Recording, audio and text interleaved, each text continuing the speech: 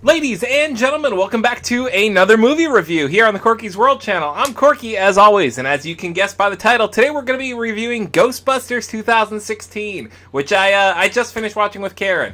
And while we're doing that, the whole movie review thing for me is always going to be, I'm going to try and play a game that's as closely tied to the movie I just watched as possible. And I say just watched, I did TMNT like a few days after, I had notes and stuff. But since I just watched Ghostbusters 2016, I have it fresh in my mind, so I wanted to plop down. I didn't take notes, I just wanted to plop down, start talking about it, and start filming. So I'm going to be playing Ghostbusters Sanctum of Slime on Xbox 360. And you guys may have remembered I did a Rise and Shine Gaming with this, so let's get going. We'll do random. And I'll just start on level 1 because I want to just be able to talk about the movie that was just in my mind. So I'm going to let this go ahead and play itself out. It's just a little, like, backstory of, like, what this game's about. But that actually helps me because now I can focus on what I meant to talk about. So, right off the bat, let's go ahead and talk about the title of the movie. So, when it originally came out, it was just called Ghostbusters. It was called Ghostbusters, and then in parentheses 2016, which made a lot of people angry. I, for one, do not care whatsoever about the title. Like, you know, when you look up Ghostbusters, there are only two. There were only two. There was Ghostbusters 1 and Ghostbusters 2, and now there's Ghostbusters 2, and then Ghostbusters 2016. So, complaining that there's going to be an extra thing on your search engine, not really a huge deal breaker for me. What does make me a little upset is now there's like a little underneath, or like the movie, when you purchase the box, if you buy the DVD, or on the poster now if you look at it, and at the end of the movie it's called Ghostbusters Answer the Call, which I'm already knocking a couple points off for that. It's just, it's, if you're gonna be like, yeah, we're taking the mantle now, we want to be the Ghostbusters, then fucking be proud of that shit. You know, don't just be like, never mind, Ghostbusters Answer the Call, blah, blah, blah. It's dumb. It's stupid. Alright, so moving on from the title. The movie is about, well, first of all, the movie stars Melissa McBride, who else was there? Kristen Wiig, Leslie Jones, Kate McKinnon, which we will deviate onto that in another point, and Chris Hemsworth were the 5 main characters in the movie. And I thought everyone did a spectacular job. Kate McKinnon is a super weird actress. She's super nichey. Like, I don't know that I could have put anyone else in that role, except for maybe Gillian Anderson. The two look very similar. That's why I think that. Like, when I first saw the trailer for the movie, I assumed it was Gillian Anderson, and I thought Britta was in this movie. And it kind of made me a little pumped. And when I found out it wasn't her, just someone who kind of looks like her at passing glance, kind of bummed me out. Her character's weird as crap, and she played that to a T. I mean, like, there were moments in the film where Karen and I looked at each other and we were just like, this chick is uncomfortable to look at. Her jokes are terrible, and I just want nothing to do with her. Alright, so speaking of terrible jokes, a lot of the reviews I saw said the jokes were forced and they weren't funny and not very good and just kind of pandering.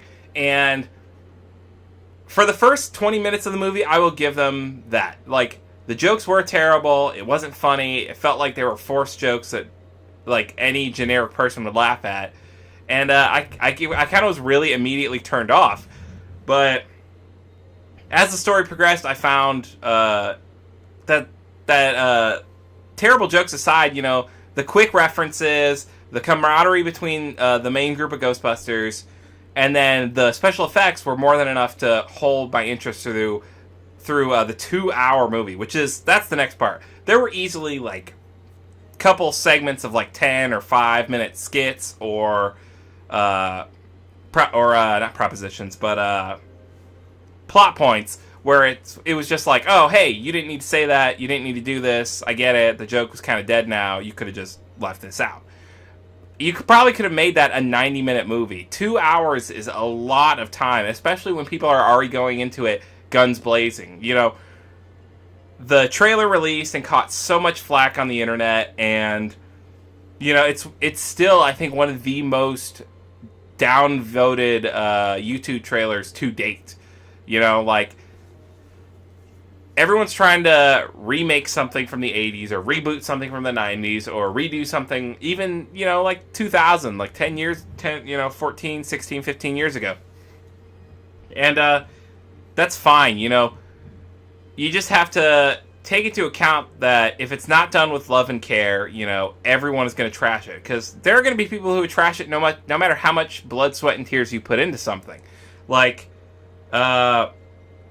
this whole thing caused us to, like, shatter into, like, groups of, like, yeah, we're going to see it because, let's get a new thing going. Or, no, we're not going to see it because you can't do this. Or, you're saying that because you're sexist. Or, you're saying that because you're an asshole. It split everybody down the middle, and it was such a terrible thing because if the founding fathers of the Ghostbusters were able to sit down and be like, yes, this is fine, we're signing on to this, we're willing to appear in the film, Dan Aykroyd executive produced it, and it wasn't like, with the exception of Ernie Hudson and Dan Aykroyd, so let me back up. Ernie Hudson and Dan Aykroyd are both in the movie for maybe, let's say, no more than 2 minutes. And their roles were both incredible. But Bill Murray was in this movie for like 15, almost 30 minutes. Like, Bill Murray, who's reclusive as fuck. Bill Murray, who fucking, like, steps away from stuff like this because he doesn't want to tarnish whatever he's got going for him. So the fact that he kind of stepped in and was like, you guys should really be giving this a chance, I'm willing to sign on to this. They had a bust of Harold Ramis, which I thought was very classy, super nice, looked just like him, and the second I saw it, I was like, right on. So this isn't going to at least be the worst thing ever. I'll just a general run through the plot is friggin' Kristen Wiig is a professor at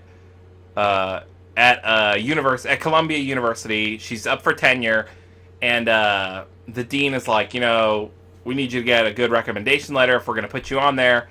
And then before one of her classes, a guy comes up and is like, hey, my building's haunted, can you help me?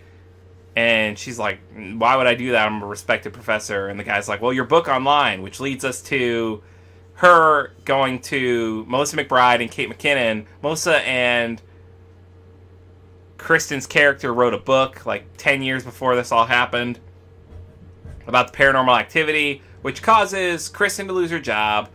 They meet ghosts, they fight ghosts. Leslie Jones eventually comes in, and I'm trying to run through this plot, because there was, for the incredible amount of things that were happening in the movie, there was not much plot. Like, they become the Ghostbusters. Chris Hemsworth is their secretary. What else happened?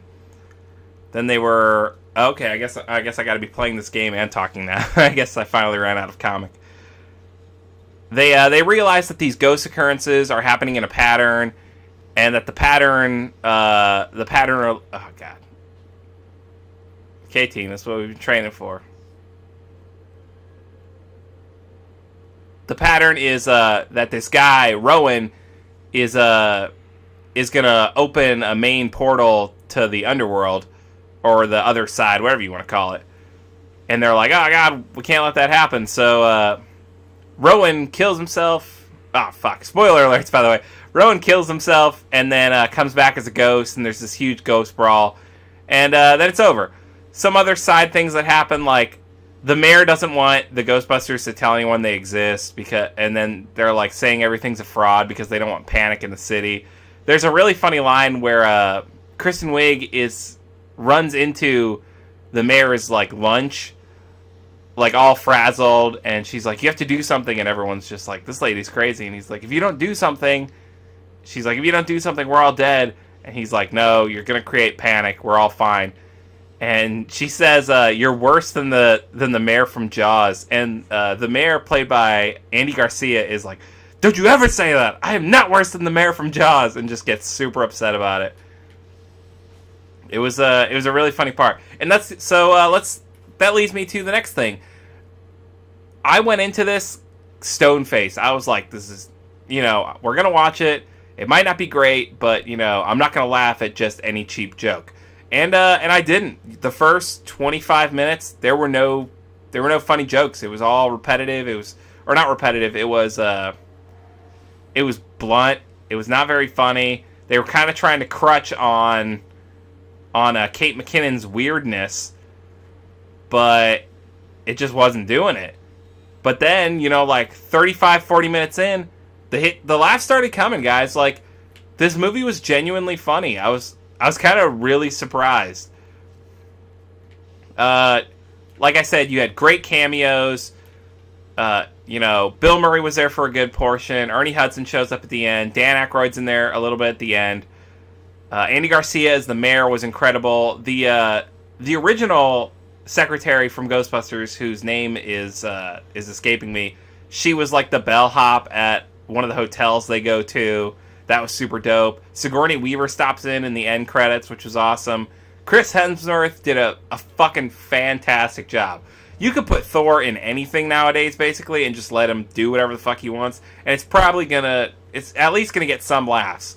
And he was like a powerhouse in this. Like, he was just off. And from what I read about the movie beforehand, he was off script. He was always improvising, and they were basically just like, Chris, whatever you want to do, just go for it, and we're behind you 100%. And it really paid off. There were moments, and same with Kate McKinnon. It felt like there were moments with those two that it was just unbelievable.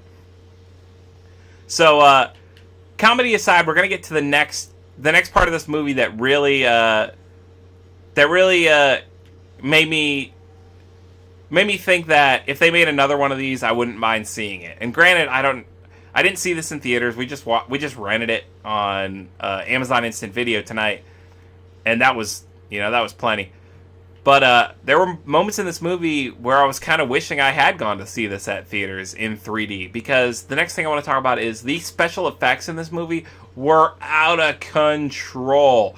All of Holtzman's, which was Kate McKinnon's character, all of her equipment, all the proton packs, all of that stuff looked incredible. And that goes more to the props department than special effects. But all the ghosts were awesome. All the vortexes that were happening, all the apparitions, all the slime, all of that stuff was phenomenal. Like, I remember watching we have a fairly nice TV in our living room, and I remember watching it and just being like, wow, all the colors, all the lights, everything that's happening. A problem I had, which could have been Amazon's fault, could have been our TV, but the beginning of the movie was, audio-wise, way too quiet. Like, so I had to crank up our TV to, it's a pretty standard 0 to 100 on the volume scale on our TV. I had to crank it up to, fucking 70 to hear the opening conversations in the movie, and then you get to the first ghost attack, and I had to drop it to, 40. It was just all over the place, which, that took off some points there, which, again, could be Amazon's fault, could be my TV. I doubt it's the TV, because it's a really nice TV, but just something to keep in mind. But anyways, backtracking, the special effects were so good, you guys. It was making me wish I had seen it in 3D in theaters, because it probably was a good time. It made me think, this cast has pretty good chemistry with each other. Chris Hemsworth could act with a jar of mayo if you asked him to. So, taking him out of the equation, it's not easy. The more people you add to an equation, the harder it becomes for them to find a good chemistry together. The fact that the Ocean's movies got 3 sequels is ridiculous, because any group of actors that are willing to do 3 movies with each other, where 11 of them have to share screen time, more or less, and then add in, villains and special guests and all that bullshit, and Julia Roberts. Finding a group of people who want to... Sorry, I burped.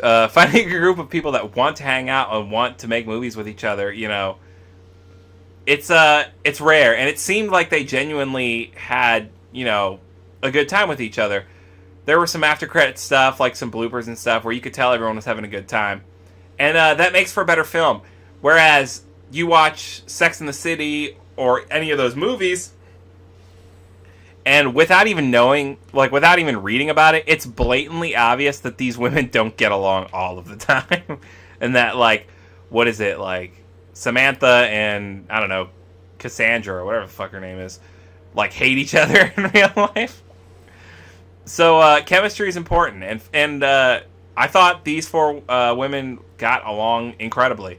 And, It almost made me wish that, you know, this movie hadn't gotten reviewed so terribly and hadn't gotten so publicly hated, because this could have made I feel like this could have made another movie and probably done something really cool. You know I would have loved to see Chris Hemsworth as this character again. And so something that does need to be brought up before I give my final grade is this movie takes place in a parallel universe where the original Ghostbusters team never... I'm gonna die. Where the original Ghostbusters team never existed. They,